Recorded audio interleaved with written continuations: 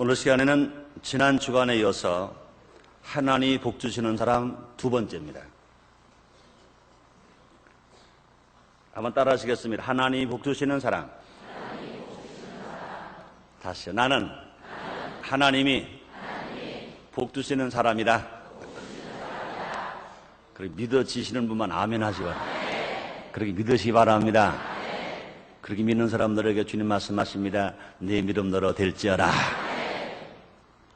지난 시간에 저는 신앙의 기초공사 그런 말을 한 적이 있었습니다. 그렇습니다.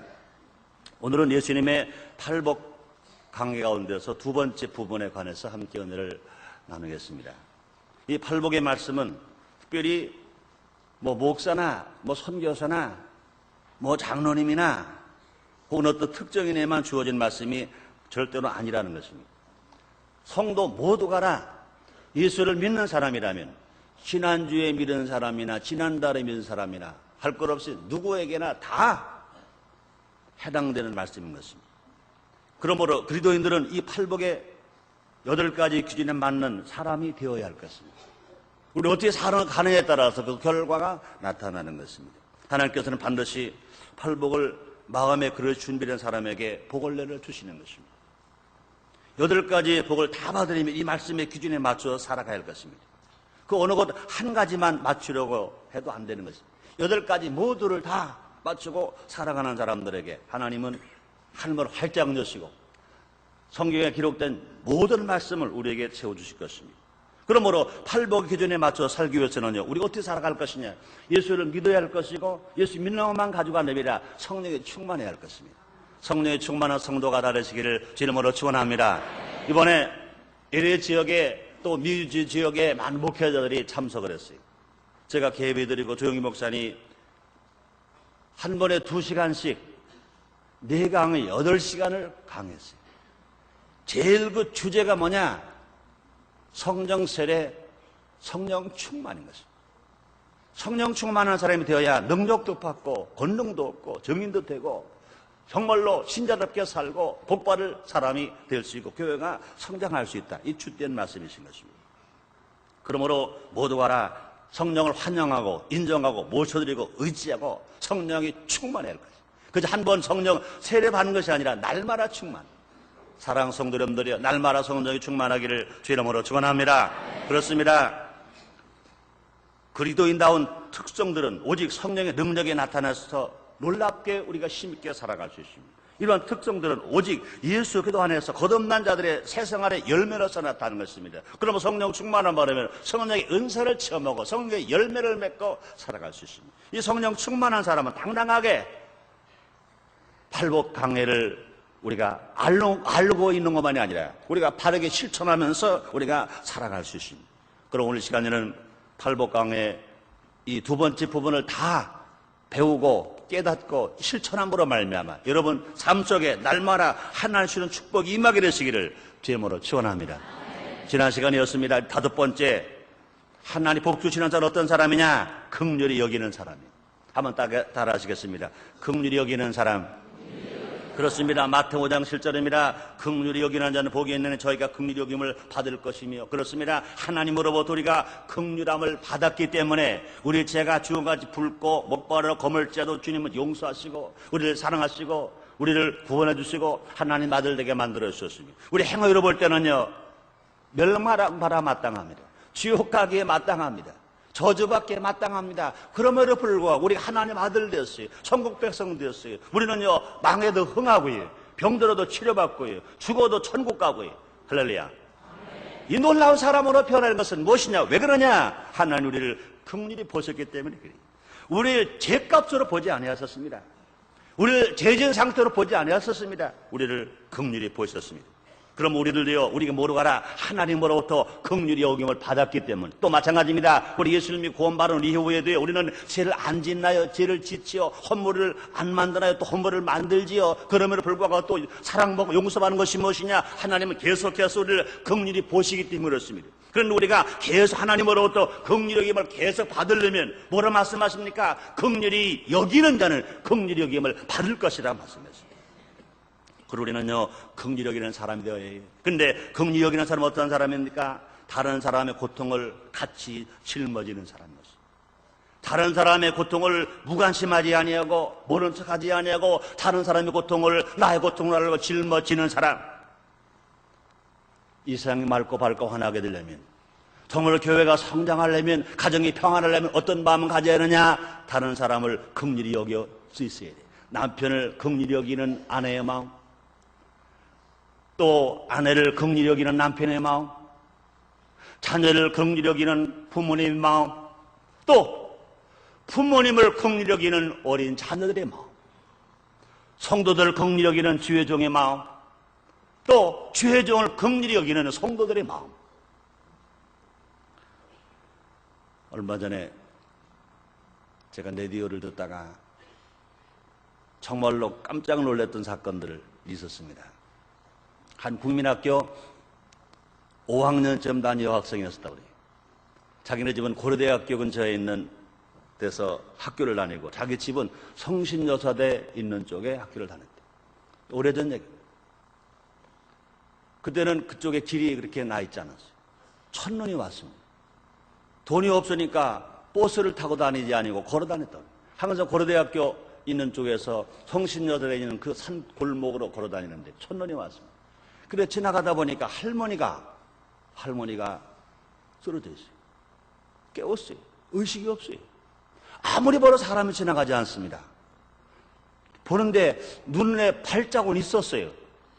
지나가는 사람이 무관심하고 지나갔습니다. 그런데 국민학교 5학년 된 어린아이가 할머니 여기 있으면 죽는데? 여기 눈 마려 얼어서 죽는데? 이러면 안 되는데? 어린 소녀의 마음이 할머니를 긍휼히 여긴 마음을 가졌어요. 어떻게 도와줄 수 없을까? 누구로 도와줄 사람? 아무도 찾는 사람이 없어요. 이제 그 할머니를 자기 집까지 데려가요.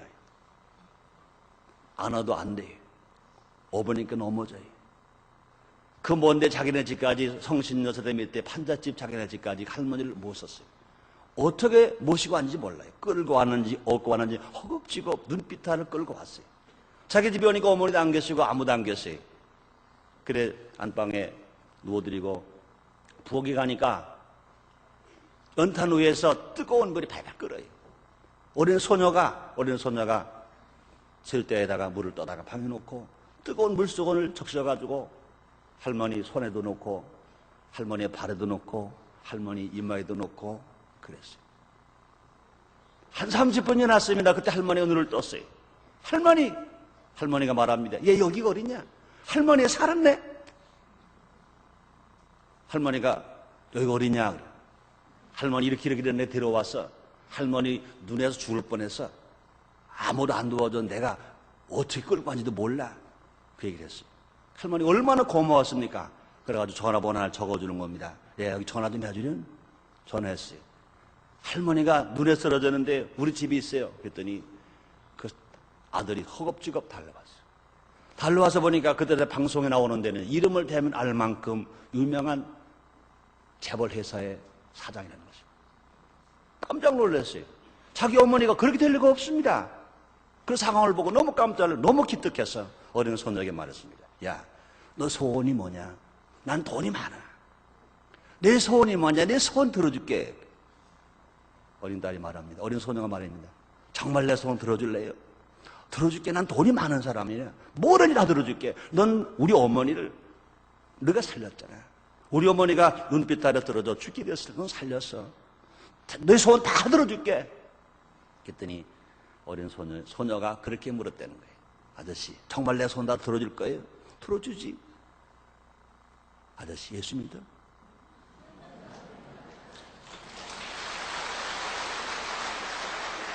깜짝 놀랐습니다. 난 예수 안 믿어. 내 소원은 아저씨 예수 믿는 게 그게 소원이야. 이 사장이요, 너무 뭉클했어요.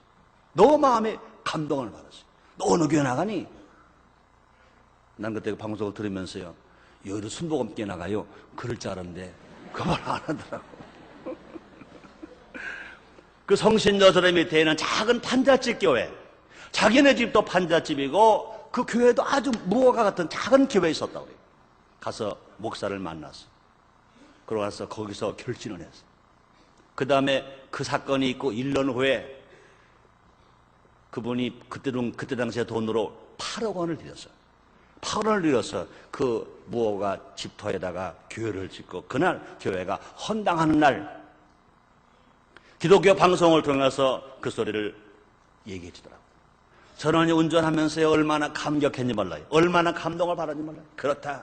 세상 사람들이 그렇게 악하다고 말하지만, 이 세상 악한 사람들 때문에 이 세상에 어렵다고 말하지만, 그러나 이렇게 선한 사람이 있구나. 그렇습니다. 그 어린 소녀가 그 긍휼함을 가지고 할머니를 살렸기 때문에 그 학고방 같은 작은 무허가 같은 그 교회가 새 교회를 질 수 있을 만큼 놀라운 변화가 일어났습니다. 그렇습니다. 긍휼히 여기는 사람은 타인의 고통을 같이 짊어지는 그런 사람인 것입니다. 잠언서 14장 31절입니다. 가난한 사람을 학대하는 자는 그를 지으시니를 멸시하는 자여, 궁핍한 사람을 불쌍히기는 자는 주를 존경하는 자널이라 말씀했습니다. 우리 주위에요, 배고픈 사람, 헐벗은 사람, 고통당하는 사람 많이 있습니다. 그런데 세상 사람 너무 악해요. 분명히 그 어린 소녀가 지나가기 전에 사람이 지나간 눈 발자국이 있었거든요.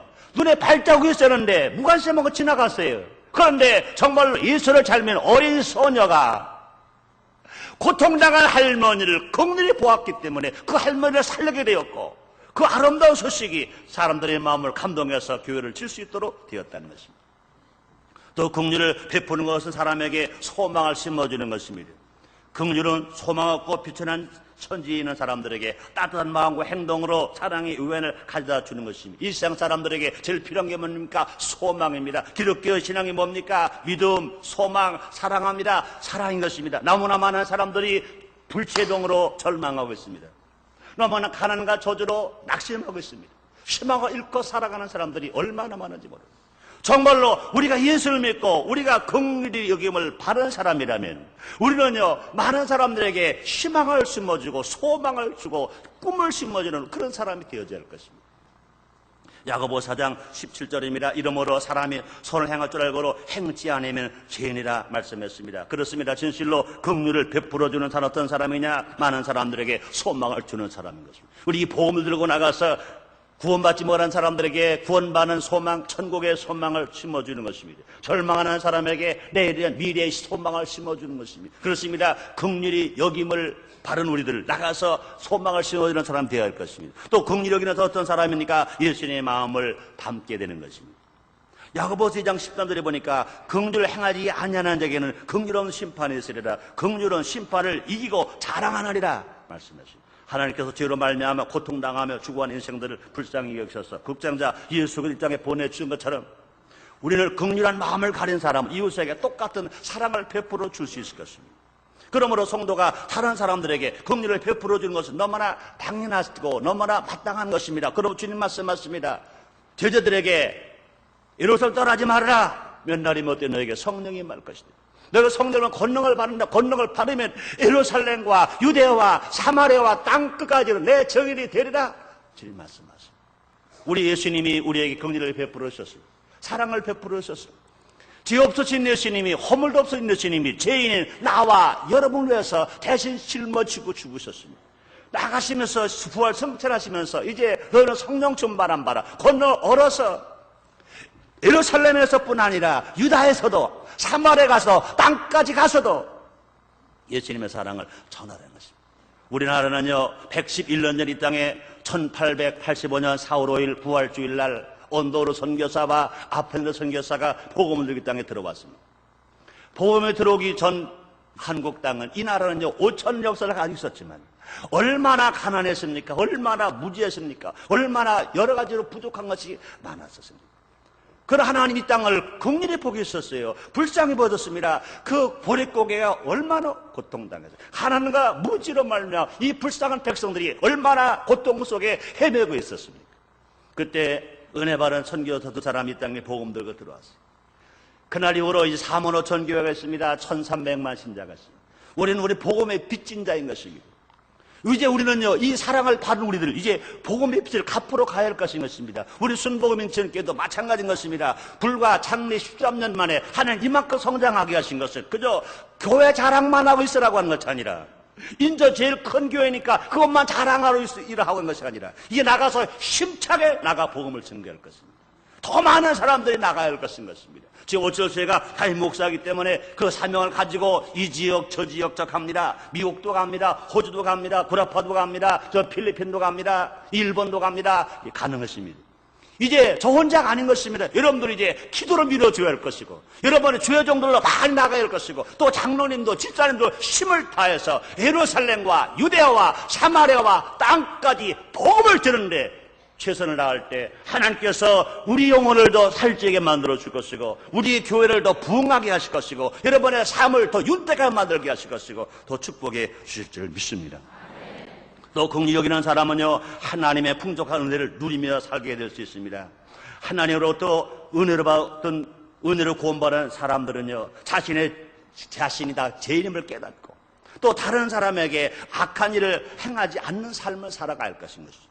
그리고 모든 것을 다 하나님 오늘로 생각해야 할 것입니다. 날마다 감사하는 마음으로 살아갈 것입니다. 이런 사람에게는요, 하나님의 용서와 긍휼이 항상 은혜로 충만하게 임함으로 말미암아 날마다 어제보다 오늘 바르게 살 수 있으며, 또 이번 달과 다음 달도 바르게 살 수 있으며, 그뿐만 아니라 하나님께서 우리에게 필요한 것마다 영혼에 잘되게 하시고 범성통하게 하시고 강건하게 하심으로 날마다 복된 삶을 살아가게 될 것인 것입니다. 사랑하는 성도님들이 우리 모두가 다 긍휼히 여기는 사람이 됩시다. 그러면 여섯 번째는요, 마음에 청결한 사람, 하나님 복 주시는 사람인 것입니다. 마태복음 5장 8절입니다. 마음에 청결한 자는 복이 있나니 저희가 하나님을 볼 것이며 말씀했습니다. 사랑 성도님들이여, 하나님의 보기를 원하시면 아멘에.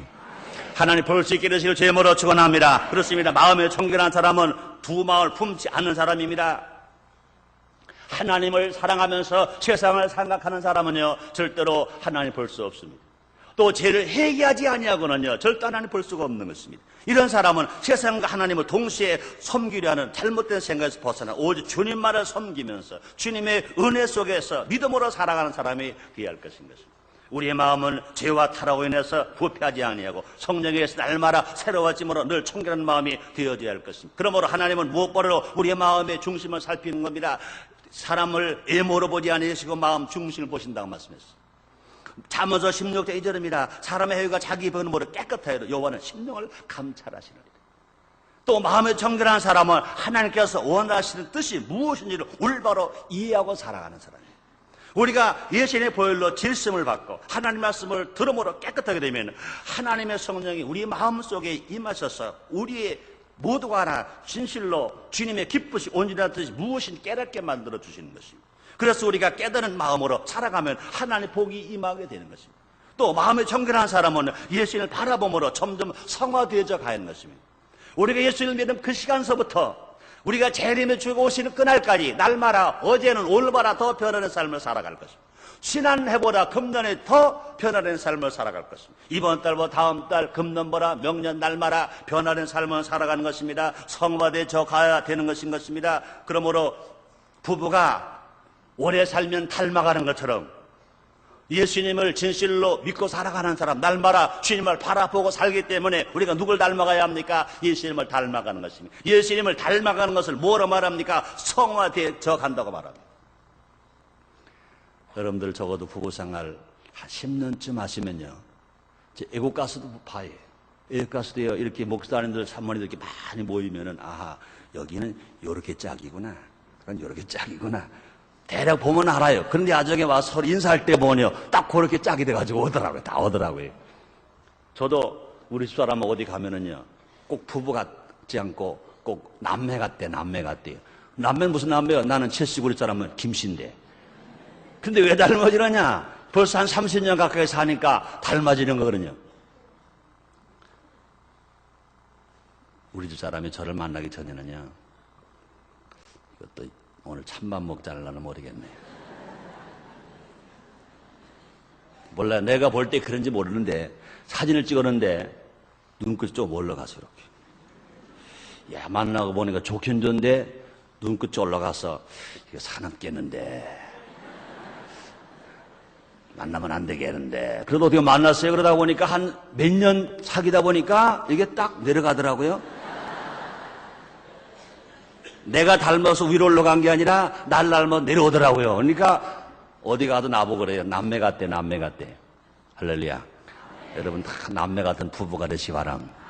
담는 부거리시 바랍니다. 그래서 사랑하는 여러분들, 예수님 누구십니까? 따라서 예수님, 신랑, 나는 신부.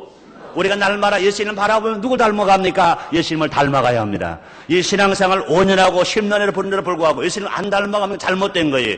우리는 모두가 다 마귀의 종에서 예수님의 하나님 아들이었습니다. 예수님은 신랑, 우리는 신부입니다. 그럼 누굴 닮아가야 합니까? 예수님을 날마다 바라봄으로 말미암아 예수님을 닮아가는 여러분 되시기를 주 이름으로 축원합니다. 그러면 11서 12장 2절에 말씀합니다. 믿음의 주에 온전케 하시는 예수를 바라보자 그랬습니다.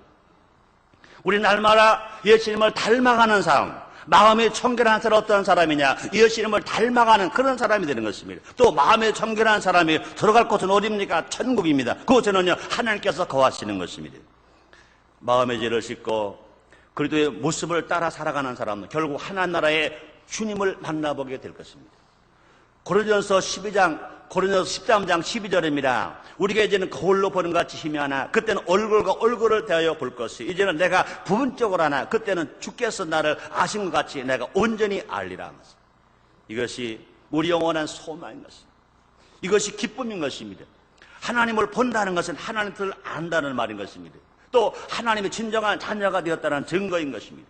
그러므로 이미 성령 안에서 하나님의 사랑과 긍휼과 자비의 성품을 느낄 수가 있습니다. 이래서 우리는 이미 영적으로 하나님을 볼 수가 있게 되는 것입니다. 사랑 성도님들이 마음의 청결함으로 말미암아 하나님을 보시기를 주님으로 축원합니다. 또 진실로 마음의 청결한 건 뭡니까? 욕심이 없는 거, 욕심이 없는 거. 여러분 마음속에서 욕심을 다 뽑아버려 보세요. 하나님이 보입니다. 예수님이 보입니다. 하늘이 보입니다. 놀라운 축복을 받는 여러분 나르시기를 주님으로 축원합니다. 7번째요, 하늘 복 주시는 어떤 사람입니까? 화평케 하는 사람입니다. 따라하시겠습니다. 화평케 하는 사람. 마태오 5장 9절입니다. 화평케 하는 복이 있나니 저희가 하나님 아들을 일컬음 받을 것이며 말씀하시죠. 그렇습니다. 화평케 하는 사람은 타인을 하나님과 화평하게 만듭니다. 뭐를 통해서? 복음을 통해서, 성령을 통해서. 세상에 많은 사람들이 하나님 알지 못한 채 불의하고 추악하며 죄를 짓고 살아가고 있습니다. 그래서 하나님과 사람 사이는요 죄담이 가로막혀 서로 불하게 됩니다. 예수님께서 이 죄악의 담을 십자가로 말하면 이미 철폐하셨습니다. 십자가에서 죽으시면 예수님 말씀하시면 내가 다 이뤘다 하셨습니다. 지성소의 시장이 찢어졌습니다. 그런데 아직도 안타깝고 이런 사실을 모르고 하나님을 인정하지 않은 사람들이 있습니다. 예수를 믿지 않는 사람들이 있습니다. 우리는 그런 사람 찾아가서 이 좋으신 하나님을 만나게 해야 할 것입니다. 무엇을 통해서? 복음을 통해서. 그래서 모르는 사람과 하나님의 화평한 관계를 유지하게 만드는 데 최선을 다해야 할 것입니다. 욥기서 22장 21절입니다. 너는 하나님과 화목하고 평안하라. 그러면 내게 복이 말이다. 하나님과 화목하고 평안한 사람에게 하나님 복 준다고 주님 말씀하시고, 또 우리는요 화평케 하는 사람은 다툼과 분열 있는 곳에 평화를 가져오게 만들어줘야 할 것입니다. 1991년 6월 1일이에요. 조영희 목사님 그때 제가 예수교 하나님에서 총회장일 때입니다. 저와 임원들을 부르셔서 그러시더라고요. 이제 남북이 유엔에 동시 가입되는데 남북이 통일될 날이 머지 않아 올 것인데 남북이 통일되기 위해서 기도하는 우리가 되었는데 어찌 교단이 이렇게 분리된 채 그냥 있을 수 있겠는가? 우리는 싸운 것도 아닌데 교리가 다른 것도 아닌데 약간 오해 때문에 교단이 갈라서 10년 되는데 이 교단을 통합하는 데 힘을 써보자 그 얘기를 하시더라고요. 저 때는 그 말씀은 그때 조영희 목사님 말씀을 저 하나님 말씀을 들었어요. 또 하나님이 그렇게 원하신 말씀. 전 그때 막 성령의 불이 막 탔어요. 이 일을 위해서 하나님을 쓰신다는 것에 대해서 얼마나 고맙고 감사한지 몰라요. 그날 이후로 저는 교단 통합을 위해서 얼마나 애썼는지 몰라요. 시간도 많이 들였고 몸도 많이 들였고 물질도 많이 들였어요. 괴로울 때도 있고 아플 때도 많이 있었습니다. 한국 교단이 통합되는데도 그렇게 힘들었어요. 또 미국도 여러 차례 갔습니다. 그 통합을 위해서 적어도 아마 7번은 제가 갔을 것입니다. 성사가 다 이루어졌어요. 지난 연말, 지난 가을쯤입니다. 조영희 목사님이 한번 그러시더라고요. 최성교 목사는 화평케 하는 사람이야. 마음에 청결한 사람 하나님을 볼 것이요 복이 있지만 화평케 하는 사람 하나님의 아들의 일컬음을 바란다고 그랬어요. 분명히 최성희 목사는 화평케 하는 사람이기 때문에 하나님 쓰셔서 교단 통합에 크게 일을 하게 하셨고, 그러니 이제 하나님 아들이라고 하나님 나라 가면 상급이 클 거예요. 물론 목사님 말씀이십니다. 그런 하나님 약속의 말씀이십니다. 저는 그동안 피곤했던 것, 괴로웠던 것, 마음 아팠던 것들이 다 그저 봄볕에 눈 녹듯이 싹 녹는 그런 마음을 느꼈었습니다. 그렇습니다. 화평케 하는 사람은요, 영어로 피스메이커. 이 말은 평화를 만들어내는 사람입니다. 어떤 사람은 가는 곳마다 싸움과 분쟁을 일으키는 사람이 있는가 하면, 또 어떤 사람은 가는 곳마다 문제를 해결해주고 또 상관의 어려움을 다 풀어주고 용서해주고 화해시켜주는 일들이 일어나는 것입니다. 그렇습니다. 많은 사람들이 있습니다. 우리는요, 분쟁을 만들어내는 사람이 아니라 우리를 몰아가라 예수의 사랑, 우리 몰아가라 성령의 사람이 되어서 가는 곳마다 분열을 평화로 화합으로 만들어내는 이런 사람 될 때 주님 말씀하십니다. 형제가 연합하여 동감하며 어찌 그리 선하고 아름다운 거 여호와께서 거기서 복을 명하시나 있고 영생으로라 주님 말씀하십니다. 에베소서 4장 3절에 말씀하십니다. 성령이 하나 되게 하신 것 힘써 지키라 주님 말씀하셨습니다. 그렇습니다. 고린도후서 5장 18절 19절입니다. 모든 것이 하나님께로 하나니 저가 그리스도로 말미암아 우리를 자기와 화목하게 하시고 또 우리에게 화목하는 직책을 주셨으니 이는 하나님께서 그래도 안에 계시사 세상을 자기 화목케 하시며 저희 죄를 저에게 돌리지 아니하시고 화목하는 말씀을 우리에게 부탁하셨느니라 말씀했습니다. 그렇습니다. 그러므로 또 화평케 하는 사람은 욕심을 버리고 주님을 따르는 사람인 것입니다. 화평케 하는 사람은요, 자기 욕심 부리면 안 됩니다. 이번에도요, 마지막 단계에 탁 갔어요. 안 한다는 거예요. 왜? 우리 집에 총회장 할 건데 왜 너희가 하냐는 거예요. 통합이 좋다고 다 모였는데 마지막 판에 총회장 내 편이 할 거냐 내 편이 할 거냐, 이것 때문에 또 안 되더라. 얼마나 마음이 아프냐. 그렇습니다. 화평케 하는 사람은요, 어떻게 해야 합니까? 욕심을 버려야 해요. 사람들의 다툼은요, 대개 과다 욕심 때문인 것입니다. 그러나 화평케 하는 사람, 이런 욕심을 유념없이 버리고 성령과 동행하면서 하나님 나라를 위해서 일하는 사람들인 것입니다. 많은 사람들이 말합니다. 교리가 다르니까 우리는 통합 못한다. 안타깝게요, 한국의 장로교회가 몇 교단으로 갈라지느냐, 줄잡아 말하기를 170교단으로 갈라졌습니다. 대한민국 장로교단이 170교단이나 된다고 그래요. 사람들은 말합니다. 그건 교리가 다르기 때문에 갈렸다. 천만의 말씀. 대한민국에는요, 극 진보로 갔으나 극 보수로 갔으나 다 그게 그거예요. 한국의 모든 교회는요, 장로교회였든지 순복음이랬든지 성결교회였든지 감교회였든지 침례교회였든지 그 신앙 교리가 신학적으로 다른 건 아무것도 없어요. 뭐냐? 모두가 다 욕심 때문에 총회장 되고 싶었어. 세상 말로 막 말해버리면 대가리가 되고 싶었어. 이런 사람들 때문에 안 되는 거예요. 안 되는 거예요. 천주교는 하나입니다. 김수환 추기는 한 사람의 말이 하나님 말처럼 일사불란하게 나가. 한국에는요, 줄잡아 교단 200여 교단 됩니다. 나도 총회장입니다만은 총회장을 지내는 사람들이 한 교단에 10명씩만 해서요 2,000명입니다. 대한민국의 정경총회장명이 2,000명이다. 2,000명이 다 저기 달랐다는 거예요. 그러니까 한국 기독교가, 개신교가 하나가 안 돼. 단합이 안 돼. 대통령께서요, 천주교 대표는 혼자 단독으로 만나는데, 불교 대표로 단독으로 만나는데, 기독교 대표는 무대교로 만난다고요. 슬픈 일입니다. 4만 5천여 교회 1,300만 신자가 있는데 이거 슬픈 일입니다. 왜 그렇습니까? 사람들이 욕심 때문에 하나가 되지 못해, 단합되지 못해, 화평하지 못하고. 시편 34편 14절입니다. 악을 버리고 선을 행하며 화평을 찾아 따를지어다 말씀하셨습니다. 또 화평케 하는 사람은요, 하나님의 자녀라고 부를 수 있는 놀라운 축복을 받습니다. 예수님 이 땅에 오신 목적이 뭡니까? 모든 사람을 하라고 화평케 하기 위함인 것입니다. 누가복음 2장 14절입니다. 지극히 높은 곳에 하나님께 영광이요 땅에서 기뻐 이번 사람들에게 평화라다. 그렇습니다. 예수님과 같이 땅에서 화평케 하는데 힘쓰는 사람마다 하나님의 자녀라고 불리게 됩니다. 언제나 마음의 평안을 얻으며 살아갑니다. 뿐만 아니라 마음이 평안하면 건강의 복을 받고 살아갑니다. 부의 복을 받고 살아가는 것입니다. 시편 4편 8절입니다. 내가 평안히 눕고 자기도 하리니 나를 안전히 거하게 하시는 이는 오직 여호와시니라 말씀했습니다. 그러면 이제 여덟 번째입니다. 의로 하여 핍박을 받는 사람인 것입니다. 의로 하여 핍박을 받는 사람은 하나님 복 주시는 사람인 것입니다. 마태복음 5장 10절입니다. 의로 하여 핍박을 받는 자 복이 있나니 천국이 저희 것입니다. 맞습니다. 그렇습니다. 의로 하여 핍박을 받는 사람은 하나님 나라의 완성을 위하여 고난을 당하는 사람인 것입니다. 전도하다가 고난을 당한 사람이 있어요.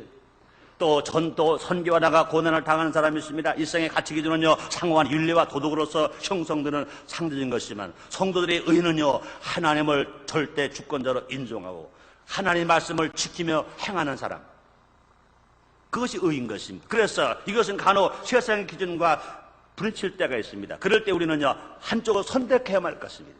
우리가 세상 사람들에게 칭찬을 받을 것이냐, 하나님께 칭찬을 받을 것이냐, 우리가 하나님에게 인정받기 세상 사람들에게 핍박을 받을 것이냐, 또 하나님의 의를 버릴지라도 세상 사람들에게 칭찬을 받을 것이냐, 우리는 중간에서 고통당할 때가 있습니다. 그럴 때는 분명히 선택해야 됩니다. 내가 세상에서는 핍박을 받을 때로 의를 위해서 당당하게 핍박을 받아들이는 사람, 하나님께서 인정하시고 복 주시는 것을 믿으시기를 제목으로 축원합니다. 그렇습니다. 그들을 위해 핍박을 받는 사람은요, 인내하며 즐거워해야 할 것을 말씀하십니다.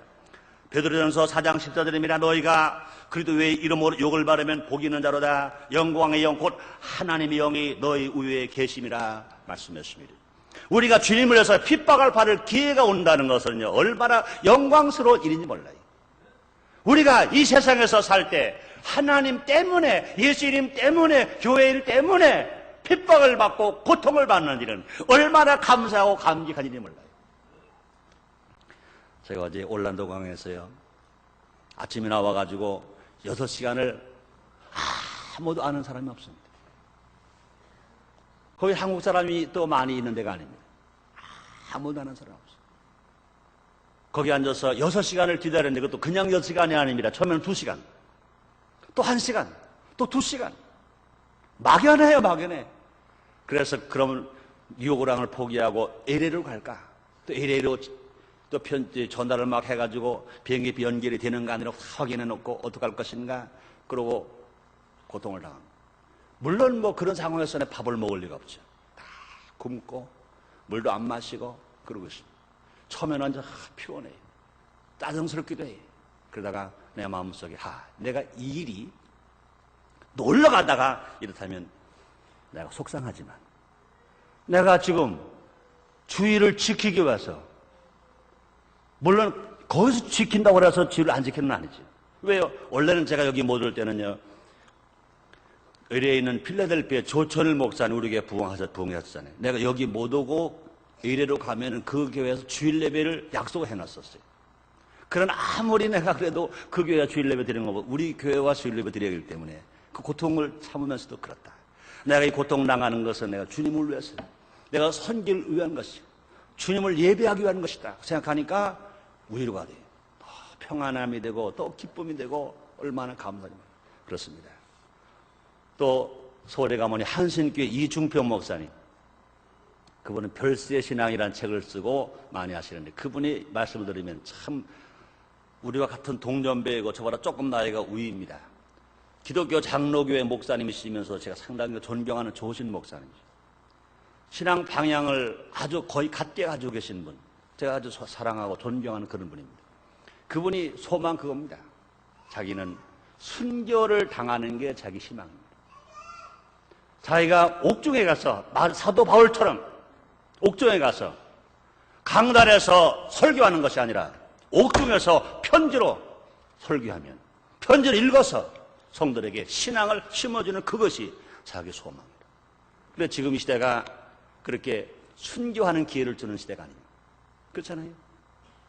다 때가 있어요. 은혜 받을 만한 때가 있고 구원받을 만한 때가 있고 순교할 때가 있는데 순교할 때가 아닙니다. 그리고 우리는요, 생명받죠. 복음을 증거해야 될 건. 그분의 소망은 그거예요. 자기가 순교를 당하면 좋겠다.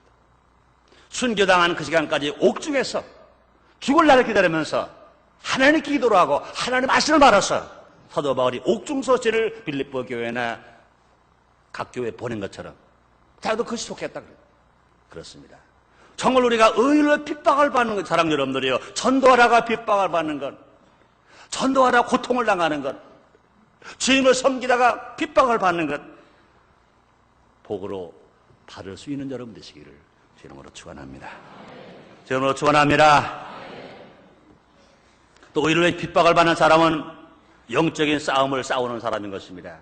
베드로전서 4장 12절 13절입니다. 사랑하는 자들아, 너희를 실현하려고 오는 불시험을 이상을 당하는 것 같이 이상 여기지 말고 오직 너희가 그리스도의 고난에 참여하는 일을 즐거워하라. 이는 그의 영광을 나타나실 때 너희로 즐거워하고 기뻐하게 하려 함이라 말씀했습니다.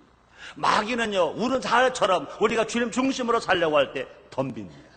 근데 마귀의 공격을 안 받는 사람들은 그건 하나님의 일을 바르게 못하는 사람들인 것입니다. 우리 하나님 중심으로 살려고 하려면 마귀가요, 유혹하고 넘어지고 쓰러지려고 할 때가 얼마나 많으냐면 마귀는요, 하나님을 대항하며 성도를 증오합니다. 그래서 하나의 일마다 회방합니다. 시련을 가져오게 만듭니다. 이럴 때 우리는요, 영적인 싸움에 가담하고 있다는 것을 알고 궁극적인 승리가 주님께 있다는 것을 믿고 오직 하나님의 말씀의 검을 들고 성령으로 무장하고 나가서 예수의 이름으로 물리칠 때 귀신은 쫓겨나가고 우리는 세방을 말할 수 있으며 뱀을 집을 수 있으며 무슨 독을 마셔 해를 받지 않을 수 있으며 병든 사람에게 손 얹는 나는 역사가 일어나게 될 줄을 믿습니다. 그렇습니다. 의를 핍박하는 많은 사람은 결국 천국을 얻게 된다고 말씀했습니다. 마태오 5장 44절입니다. 너는 너에게 이르노니 나는 너에게 이르노니 너희 원수를 사랑하며 너를 핍박하는 자를 위하여 기도하라 말씀했습니다. 그렇습니다. 하나님 나라는요, 믿음으로 들어가는 것입니다. 시험을 통과한 사람이 들어가는 것입니다. 믿음의 시련은 우리가 과연 하나님을 진정으로 사랑하고 믿는가를 보는 것입니다. 그러므로 우리의 믿음이 약해지지 않기 위해서 늘 깨어서 기도해야 할 것인 것입니다. 시험이 이긴다는 것은 커다란 상급을 얻게 되는 것입니다. 마태복음 5장 11절로 12절입니다. 나를 인하여 너희를 욕하고 핍박하고 거짓으로 너희를 거스려 모든 악한 말을 할 때는 너에게 복이 있나니 기뻐하고 즐거워하라. 하늘에서 너희 상이 큼이라. 너희 전에 있던 선자들을 이같이 핍박하였느니라 말씀하십니다. 팔복은 결국 천국의 복으로 시작해서 천국의 복으로 끝납니다. 천국에서의 삶의 법칙이나 통치라는 원리, 세상의 힘의 논리와 전혀 다른 것입니다. 그럼 우리는요, 천국의 시민권을 가진 사람으로서 하나님의 뜻을 이 땅에서 이루어 나갈 수 있도록 열심히 최선을 다하면서 살아갈 것입니다. 우리가 진실로 이 팔복 강해를 바로 알고 우리가 실천함으로 말면 이것 신앙의 기초가 되는 것입니다. 하나님 복 주시는 사람은 심령이 가난하고 애통하며 온유하고 의에 주리고 목마르며 긍휼히 여기며 마음에 청결하며 화평케 하며 의로 핍박을 받는 사람인 것을 말씀했습니다. 이런 사람들에게 주님 이렇게 약속하십니다. 심령이 가난한 사람은 천국을 소유한 복을 받을 것이다. 애통하는 사람은 위로를 받을 것이다. 온유한 사람은 땅을 기업으로 받을 것이다. 의에 주리고 목마른 사람은 배부를 것이다. 긍휼히 여기는 사람은 하나님으로 긍휼히 여김을 받을 것이다. 마음에 청결한 사람은 하나님을 보게 될 것이다. 화평케 한 사람 하나님의 아들이 될 것이다. 의로의 핍박을 받는 사람은 영원 하늘에 들어가게 될 것이다. 이런 놀라운 축복을 모두에게 이기시기를 주님으로 축원합니다. 주님으로 축원합니다. 기도하겠습니다. 하나님 아버지 감사합니다.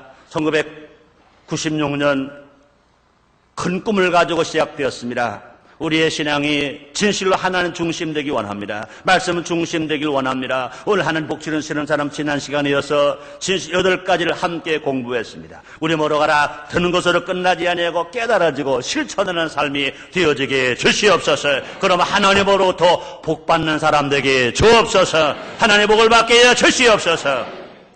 예수님 이름으로 기도드렸나이다. 아멘.